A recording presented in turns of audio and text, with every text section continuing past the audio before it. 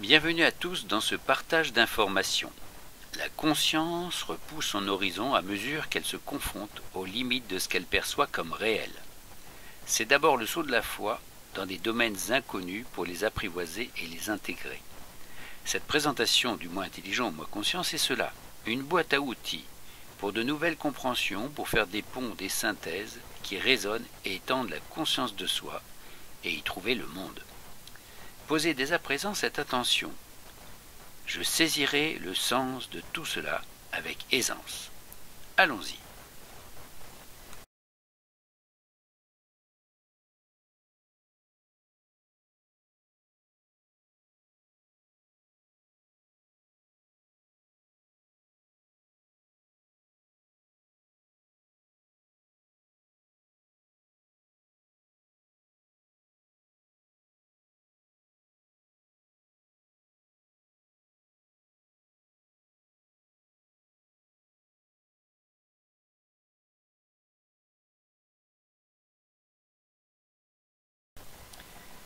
Ces quelques clichés sont ici pour faire naître l'idée que l'organisation que nous observons partout, en nos corps et dans le monde, révèle une trame intelligence à l'existence. Tout est porteur de sens et donc d'information. Vivons-nous au cœur d'organisations qui seraient des matrices informatiques? Des matrices dans des matrices, des rêves dont nous serions les acteurs.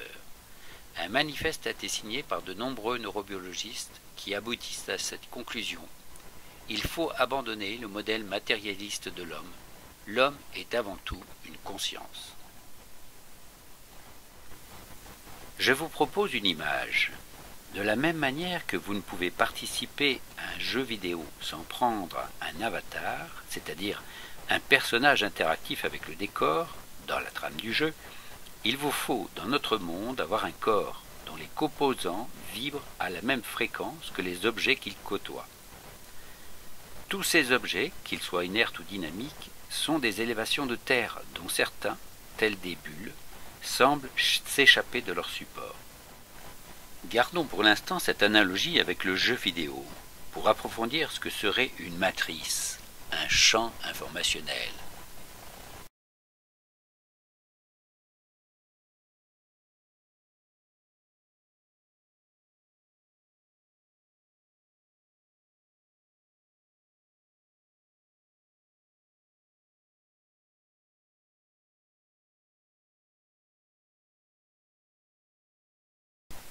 Sachez que certains éléments ici sont comparables à la méthodologie curative des médecines informatives que nous développerons dans cette présentation.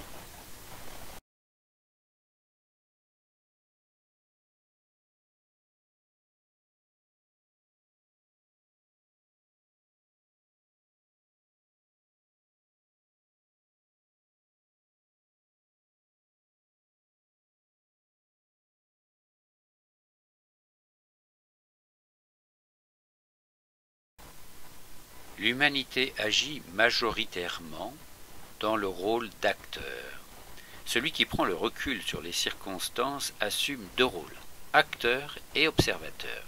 Ici, notre but est de relever le défi d'y associer ce troisième rôle de co-créateur de notre vie phénoménale.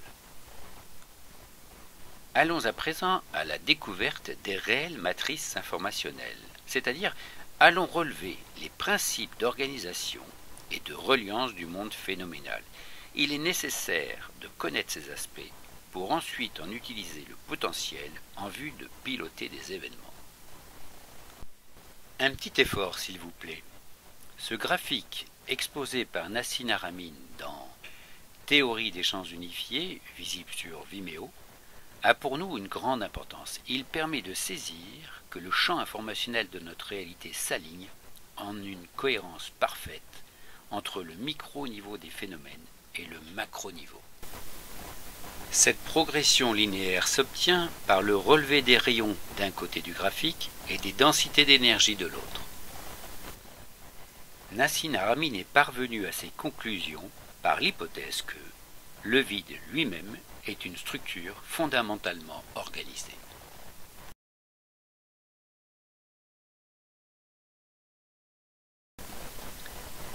Maintenant, Prenons l'échelle de notre berceau planétaire dans notre système solaire.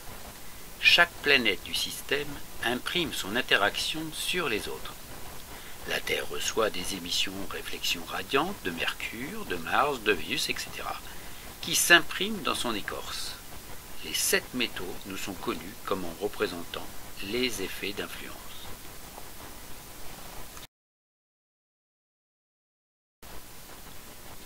Les couples planètes-métaux sont dans la tradition associés à des caractères. Une personnalité guerrière pour Mars, dont l'épée est de fer. La féminité de Vénus, dont le cuivre servait à préparer la nourriture. Avoir de l'aplomb, de la raison pour Saturne, et être le messager des dieux pour Mercure, métal volatile. N'est-il pas étrange que le moteur électrique s'obtient par une bobine de cuivre entourant une pièce de fer, une sorte de dualité dynamique féminin-masculin. Les objets du système solaire sont une représentation phénoménale de forces spécifiques qui s'impriment ou interagissent dans les organisations qui l'entourent. D'ailleurs, les centres d'énergie des chakras, en médecine orientale, se nommaient planètes dans les textes laissés par les alchimistes occidentaux. Vous trouvez ici les correspondances entre les plans lumineux, électromagnétiques et tissulaires de ces forces imprimées au sein de la biologie. Nous pouvons dès à présent comprendre que ces forces initiales amènent une organisation progressive par un jeu de lutte et d'associations secondaires en des systèmes plus complexes. Cela rejoint la théorie générale des systèmes du mathématicien Bertalanffy.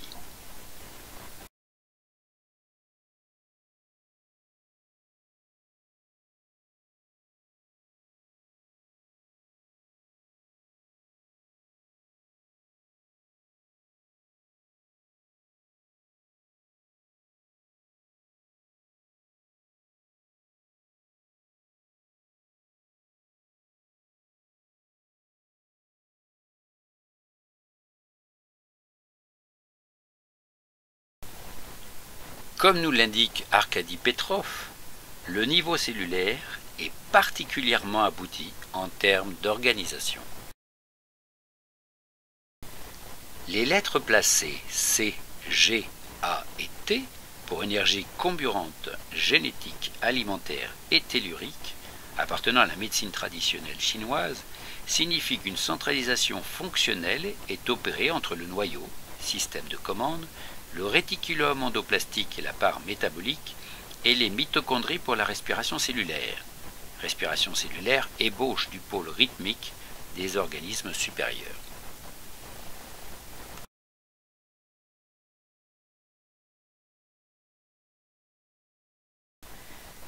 Steiner représente ces 3 pôles par une lemniscate très enrichissante. C'est une base théorique à la pratique de la médecine anthroposophique. Observez que le pôle tête est isolé tel le noyau cellulaire, cette fois, dans une sphère osseuse, alors que le pôle métabolique est soutenu par des bâtons, que sont les membres et la colonne vertébrale. Le pôle rythmique intermédiaire est une sphère ouverte constituée de côtes en bâton. Amusant, n'est-ce pas? Dans cette image, il y a de nombreuses clés. Je vous laisse observer les détails.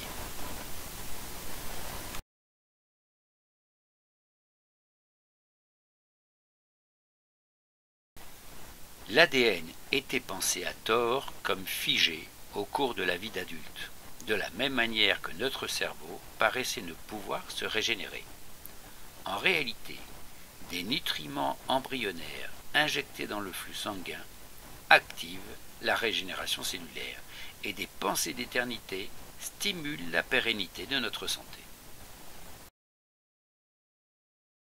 Assurément, cette organisation gagne les individus entre eux, tribus, pays, frontières, cultures, par des jeux de lutte et d'associations progressives pour aboutir à une planète en attente de rencontrer d'autres civilisations, selon le schéma fractal que vous connaissez.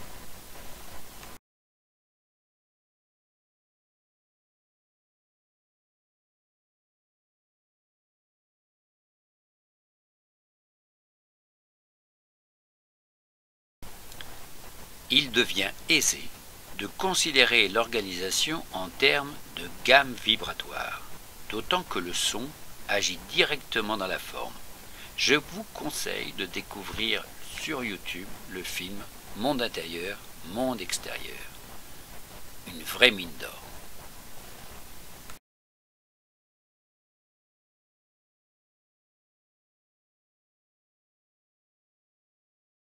Vous avez compris que l'ADN, au cœur des cellules, est tel un encodage informatique biologique. Sa structure est linguistique et comparable au COBOL et autres langages informatiques. Dire le verbe s'est fait chair prend un sens pour vous. En y associant le son qui agit sur les formes, vous saisissez le rôle thérapeutique des mantras.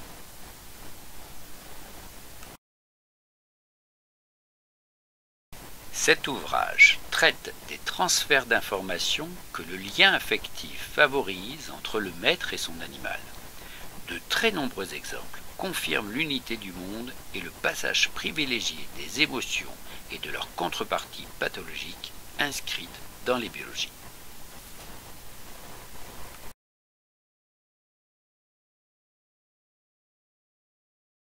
La cause principale des maladies est dite d'origine émotionnelle.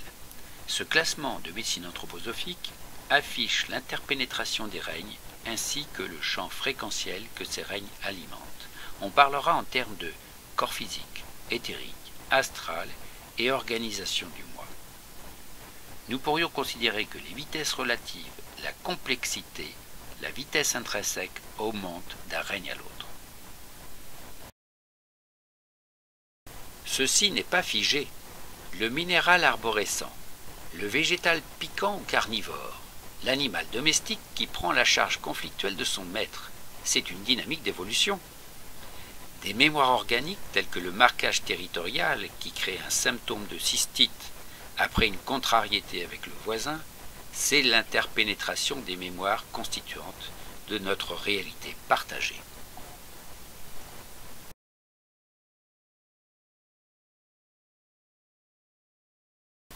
L'univers étant accessible à notre conscience, c'est comme si le décor de notre existence avait été produit pour elle.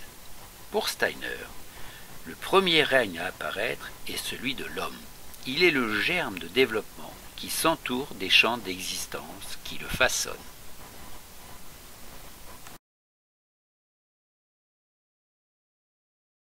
On retrouve chez Arkady Petrov cette même idée.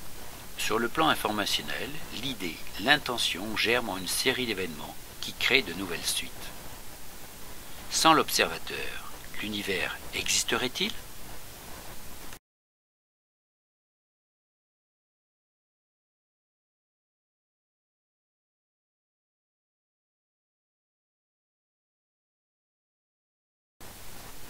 Nous avons développé cette organisation de notre berceau solaire.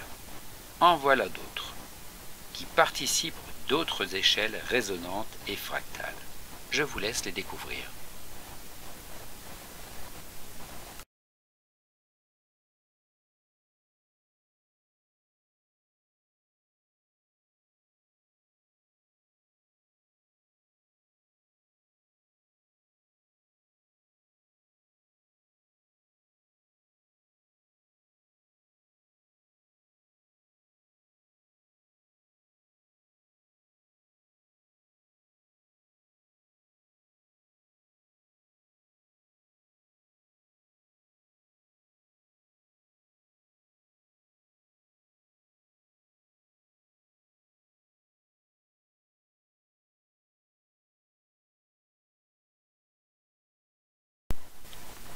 Vous découvrez que cette approche est partagée en différents lieux et temps de notre planète. L'éveil technologique progressif, amené par le cinéma, la vidéo et l'informatique, sont une aide majeure à la compréhension des phénomènes. Gita Malas disait « Vous êtes des éveilleurs, pas des rêveurs. C'est pour ça qu'il vous faut rêver. » Plongé au sein des apparences, il est difficile d'en comprendre l'illusion. Voir le mythe de la caverne de Platon.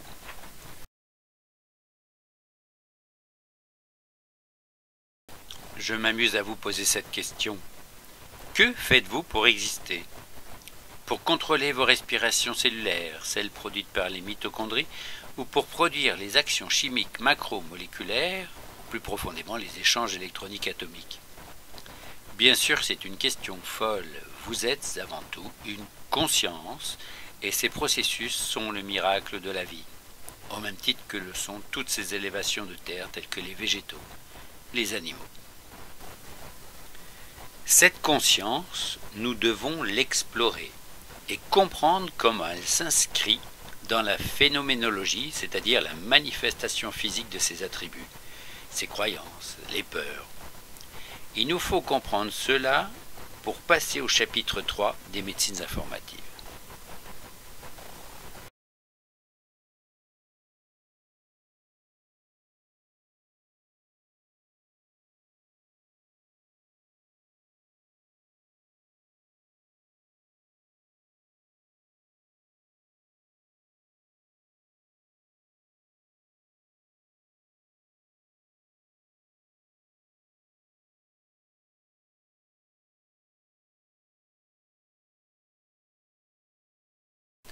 Le premier chapitre, traité de l'organisation du monde extérieur tel un champ informationnel unifié, fractal et résonnant. Nous l'occupons tel un avatar au sein d'un jeu vidéo. Pour de nombreux neurobiologistes, nous sommes des consciences au sein de ces manifestations. Alors voyons ce qu'il en est de cette conscience, abordons maintenant notre monde intérieur. L'index de computation en PNL contient 3 champs distincts. Pour celui des croyances, celles-ci sont comme des appuis pour un monde à découvrir. Elles s'avèrent progressivement bloquantes au fil du temps et des expériences. Il faut donc savoir les reconsidérer et en changer. Le deuxième champ, celui du ressenti intérieur, c'est-à-dire d'une lecture perceptive sensorielle du monde, est l'appui émotionnel d'une connaissance directe.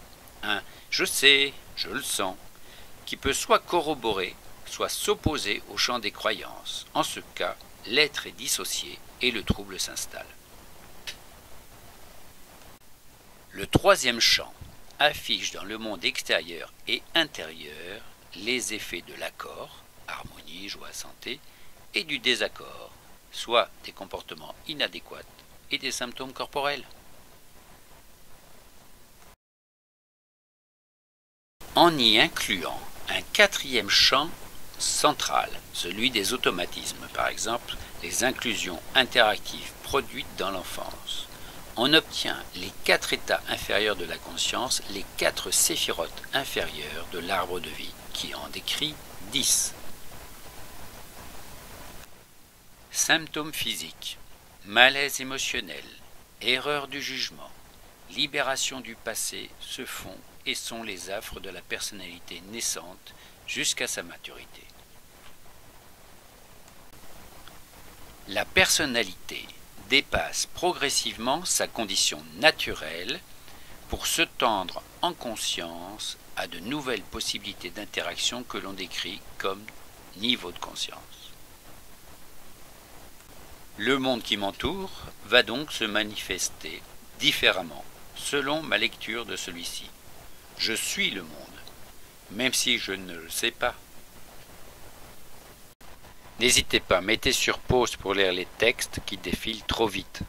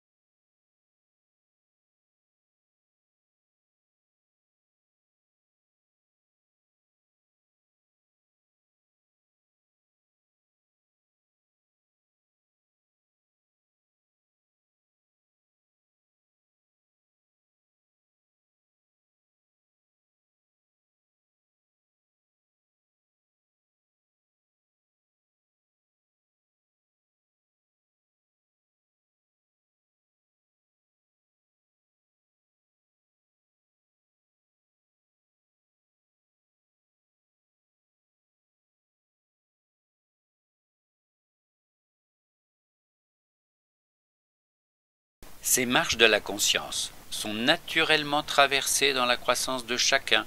Elles sont l'intégration progressive de la personnalité à des états transpersonnels supérieurs qui ne sont plus autant soumis aux apparences manifestées.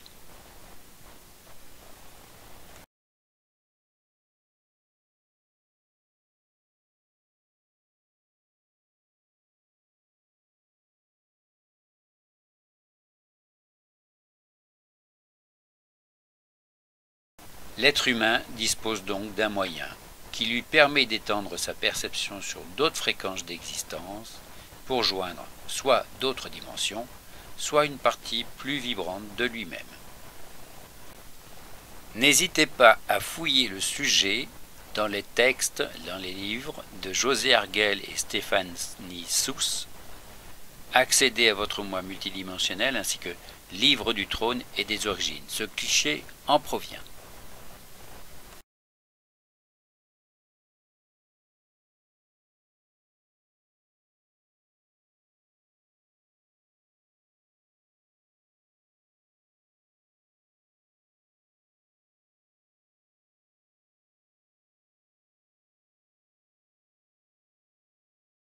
Ce sujet vous semble possiblement loin de votre monde réel, il n'en est rien.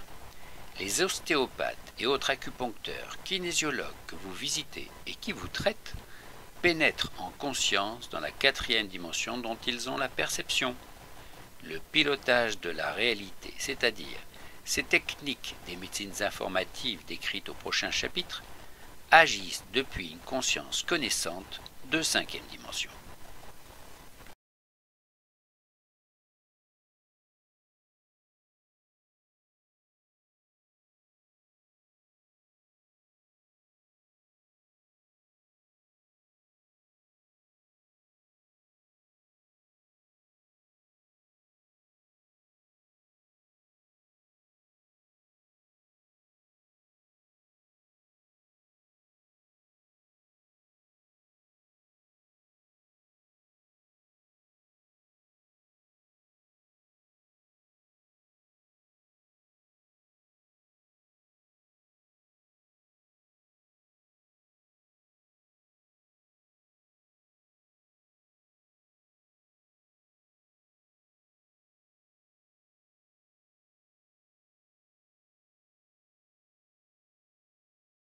Si ce monde est une trame parfaite de possibilités de création, le royaume pur, le libre penseur peut y inscrire son rêve, son aventure héroïque imaginaire, ici le royaume subtil, pour en précipiter la réalisation phénoménale dans le royaume dense.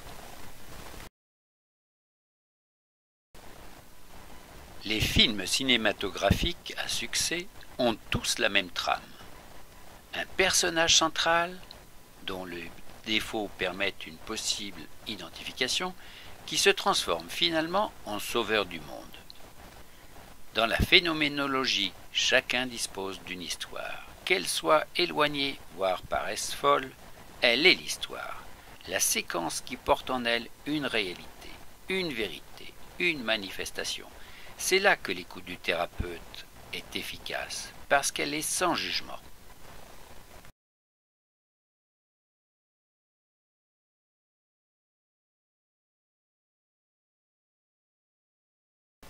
Dans un tel univers de co-créativité, deux courants inversés se mêlent et se confrontent. On pourrait parler du jeu de l'ombre et de la lumière. Se libérer des apparences, ce n'est pas les fuir, mais en connaître l'illusion au point d'en modifier le cours. Voilà le pilotage de la réalité décrite par Grégory Grabovoï ou Arkady Petrov.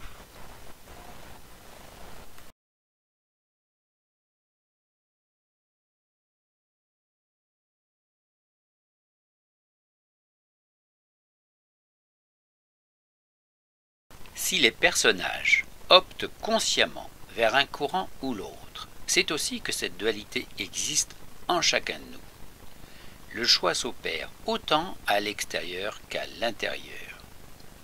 C'est une dynamique duel esprit-matière, ciel-terre, au même titre que se produit la dynamique masculin-féminin.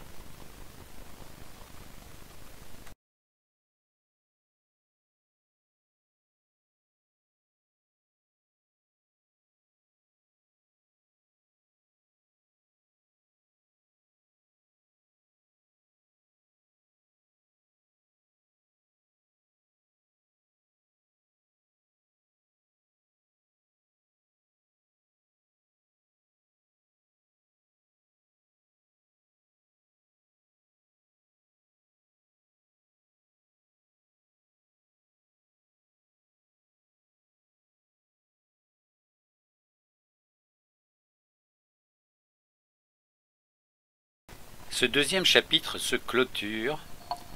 Vous avez, premièrement, la connaissance des attributs du monde extérieur, phénoménal, fractal, résonnant et unifié, le décor du jeu et son avatar interactif. Deuxièmement, la conscience imaginale qui se projette tel un rayon dans une salle de cinéma, des scènes aventureuses d'expérimentation de soi. Comprenant cela, vous êtes potentiellement des pilotes clairvoyants de la réalité et donc des thérapeutes des médecines informatives développées au prochain chapitre. Merci encore de cette écoute attentive. À bientôt.